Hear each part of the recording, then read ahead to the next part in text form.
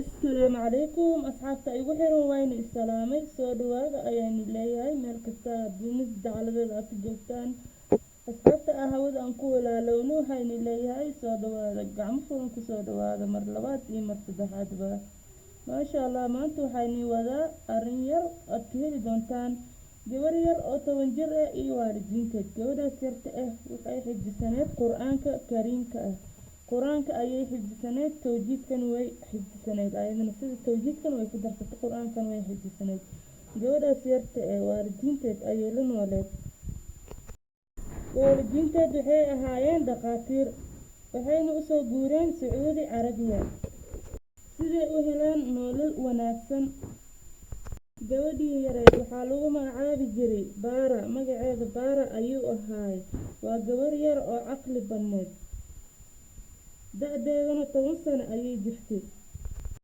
Baara macallimadeeda waxay u sheegtay in ay samaysato dugsi sare macallimadeeda ayaa u sheegtay in ay samaysato gabadhii yareed oo 10 jirka ahayd in ay dugsi sare ay samaysato Baara qoyskeeda waxay ahaayeen qoys diinta aad u jecel ayay ahaayeen qoys yar oo diinta aad u jecel maalmaha ka mid ah ayaa Baara hooyadeed waxay isku dareentay xanuun waxayna aaday isla markii hospitaal ayay aaday waxay isku dareentay xanuun ayay isku dareentay isla markiina hospitaal ayay u kacday Baara hooyadeed say isu soo gaartay isla markii waxaana lagu sheegay xanuunkaas oo ah xanuun kansar waxaa lagu sheegay xanuunkii kansarka ahaa waxaana dhaqaatiirta ay ku yiraahdeen waa la soo dahday xanuunka hooyadii Baara waxay ku fikirtay sida ay gabadheeda yarta ah ay ugu sheegi lahayd xanuunka ayada ku imaaday waxayna ku tiri hooyadii Baara jannada ayaan galahaa adiga dartaa ayaan jannada u galayaa waxay dhahday adiga ayaa sabab u noqonaya galitaanka jannada laakiin waxay ku tiri waxaan kaa codsanayaa gabadheedii in aad akhrisid quraanka aad xifdisaneed inaad akhrisid maalinta yawmal qiyaamo ayaa ku shafaaco qaadi doonaa quraanka markasta in aad akhrisid isku day gabadhii yareed may fahmin waxa ay hooyadeed ay sheegayso gabadhii yareed ma fahminay waxa ay hooyadeed ay ku tiri hooyadii waxaa la geeyay hospitaal si meeshaas looga dabiibo hospitaal ayaa la geeyay hooyadii gabadhii yareed markay iskoolka ka imaaday ayay hooyadeed hore u soo mari jirtay ay quraan ugu soo akhriso ilaa galabtii oo aabihii uga imaanay maalmaha ka mid ah Baara aabaheed ayuu dhacay dhakhtarkii inuu ugu sheeg xaaladda xaaskiisa oo ka soo dartay ayuu u sheegay dhakhtarkii ana rabo inuu dhaqso ku soo baxa Baara aabaheed aabihii Baara shaqada ayuu ka soo baxay wuxuuna hore u soo maray gabadhiisii isbitaalka ayuu soo aaday Baara aabaheed markuu hospitaalku soo gaaray ayuu ku yiri gabadhiisii aaba gaariga ku dhex jir waan ku imaani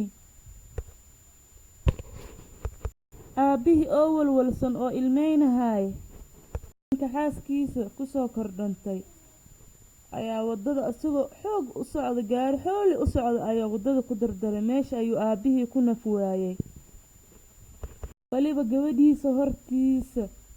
gabadhiisa horteeda ay aabaheed meeshaas ku nafweysay aabihii meesha ayuu ku nafwaayay gabadha horteeda meeshaas ayuu aabihii ku nafwaayay sababay walwaladii xaaskiisii asagoo saa'id orday si xoolo ordahay ayuu wadada gaari xoolo u socdo ayuu meesha ku dardaray aabihii maalin kadib hooyadii Baara waxaa u yimid malakul mawt ayadana markaas ayaa meesha ku geeriyootay Baara waxay noqotay kaligeed saaxiibadii hooyadii aabaheed ayaa u raadiyay qoyskoodii kaasay ku nool wadanka Masar ay u heshay taxadar gaar ah maalmo kadib Baara waxay dareentay isla xanuunkii hooyadeed ay la geeriyootay ayay dareentay gabadhii yareed kale waxaa la geeyay hospitaal ayaa la geeyay loo ogaado gabadhu waxa haya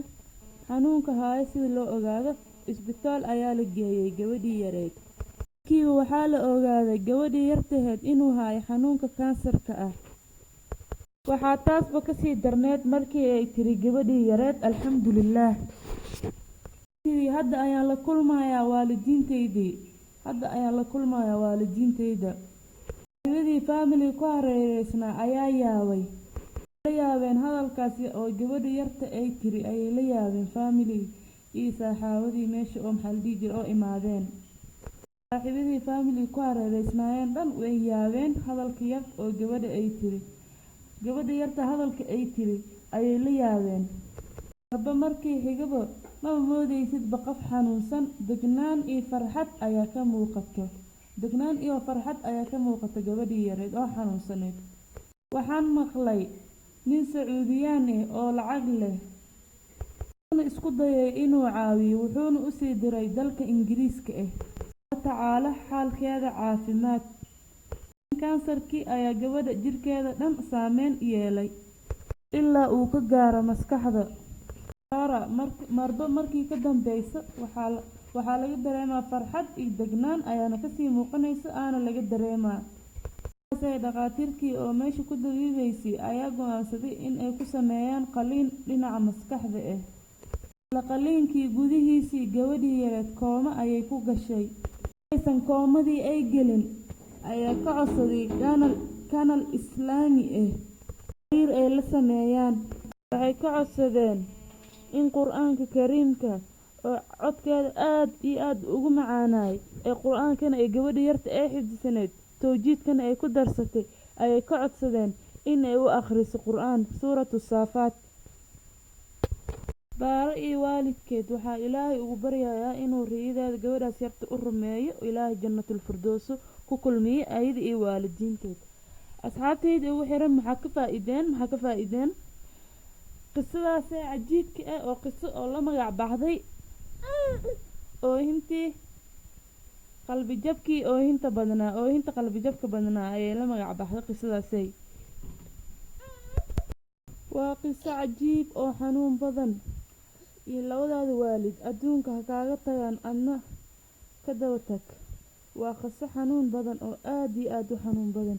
Gabadhaasay riyadeeda waxay ahayd inay macalimadeeda u sheegato ay dugsi sare ay samaysato oo ilmaha ardayda iyada camal ay ku barto.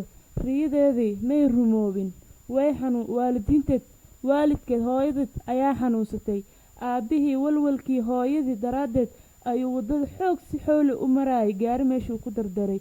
Gabadhii ayadana si qadar Allah ayaa u imaaday. Xanuunkii isla hooyadeed ay ku geeriyootay ayaa ayadana oo qabsaday. Marka xanuunka lagu sheegay waa tii ay tiri alxamdulillaah ayay dhahday. Hadda ayaa waalidiintayda la kulmaya, aan jannada kula kulmi doonaa. Ilaaha u rumeeyay riyadeedii.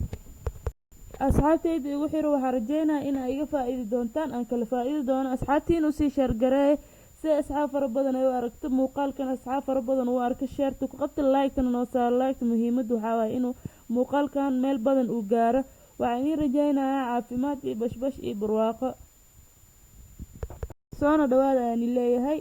haddaan hore ila joogi jirto soo dhawow, haddaa igu cusub tahay ayadana sidoo kale soo dhawow. Subscribe-tana waa noo muhiim, anaga iloobina, like-tana dhac ku sii, asxaabtiina sii wadaaga. Fi amaanillaah.